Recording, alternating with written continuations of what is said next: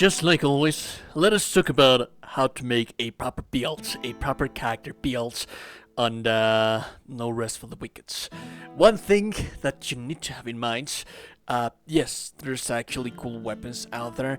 One thing that I want to stress out as much as I possibly can, because I know that sometimes it can be challenging when you want to use your resources on how to upgrade weapons, when to upgrade weapons. Pick something that you get at the beginning of the game, and you start using it. If you feel comfortable with it, then it's more than likely that you're going to be able to use just that basic regular sword.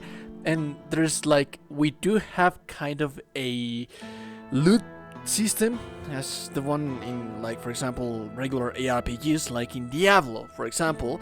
But it's a mixture between a Souls-like and Diablo, not only on mechanics, but on the gameplay mechanics, combat system, but also on how the intricate systems of leveling up weapons and upgrading weapons work.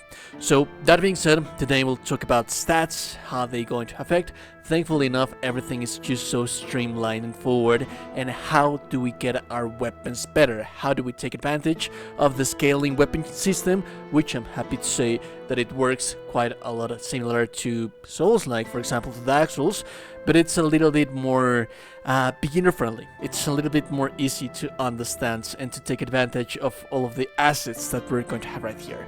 So here we have the stats, and we basically have like the basic things. You have the health and the stamina. Health and stamina, self-explanatory, but we'll dive a little bit deeper into them. Just to have in mind that your scaling stats, much like any Souls-like, is going to be strength, dexterity, intelligence, and faith.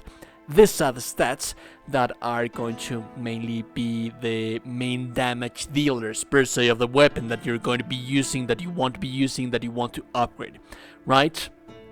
That being said, we don't know about caps just yet. We need a little bit further testing. I'll try to get into caps in a later video, but for now, these are the damaging stats. Strength, dexterity, intelligence, and faith. And then we have the utility stats that you need to have in every single build, the one that you're going to take advantage in every single build that you make, regardless of the weapon and the kind of builds, per se, pardon redundance, that you're going to be using. So for example, we have health, self-explanatory, stamina, how much stamina you get.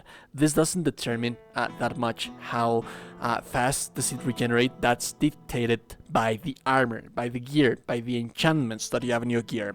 So that being said, this just determines how much stamina do you have. Then we have focus. This is very interesting.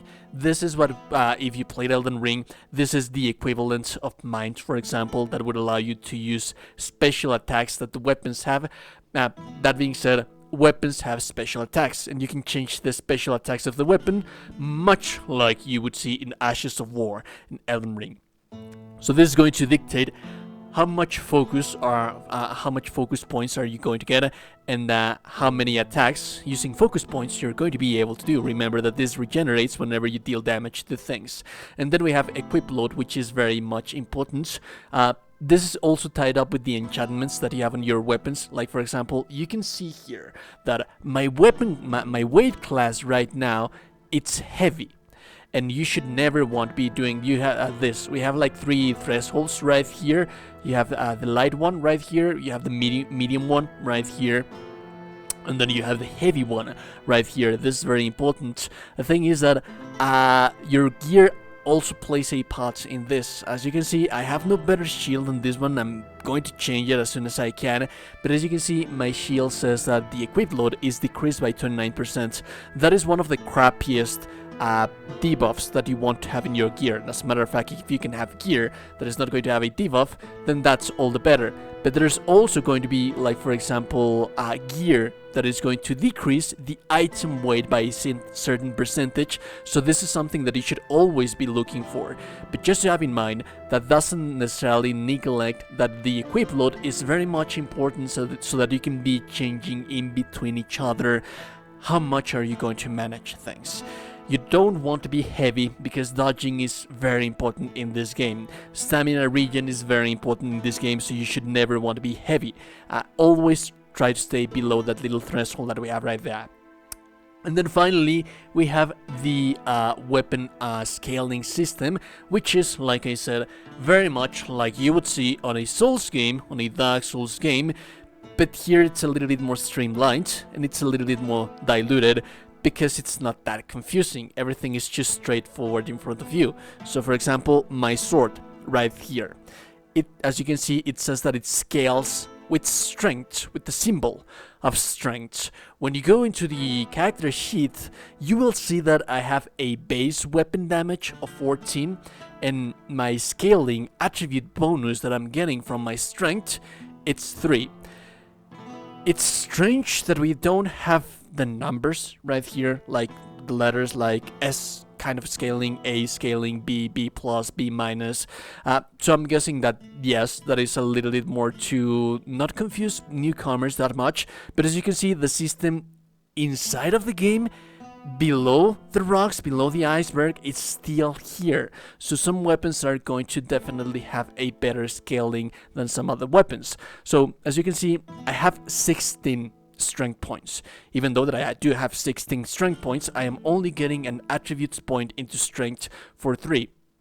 So some weapons might be giving you a little bit better than some other weapons, and you might, like for example, you might see weapons like this one. I don't have the strength requirement to be using this one, but this should for sure have a little bit more of a better strength gain that you see right there.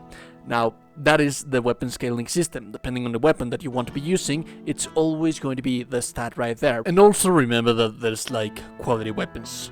The quality weapons are going to be determining how much attribute bonus you're going to get on different stats. So there might be weapons that have a strength and dexterity requirements. And if you invest into those points, you're going to get bonuses that you are going to be able to see right here.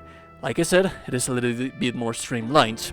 If you want to make a strength kind of build, you will see that strength, thankfully enough, which I'm happy to say because I'm a regular kind of dude, I like to use regular straight swords. The straight swords right here, they scale their attributes with strength, which is the strength, the stat that I'm going to be using. But that doesn't really lock me out of using different kind of weapons, because as you can see right here, I have, for example, the Reaper, which is a one-handed axe, a very good one-handed axe, that it requires quite a lot of strength, so there's that. But there's also the Hunter's Axe, and the Hunter's Axe is going to have a little bit more of its attribute scaling right here as well, the attribute bonus, and it seems that the upgrading a weapon doesn't really affect the attributes bonus that you're going to get, so that's kind of neat and it's interesting. Anyways, if you like the content, like never, is super appreciated. No, I'll tell you today, you're a gorgeous and beautiful person, you're indeed a gorgeous and beautiful, beautiful person. Have a lovely, lovely day, and goodbye.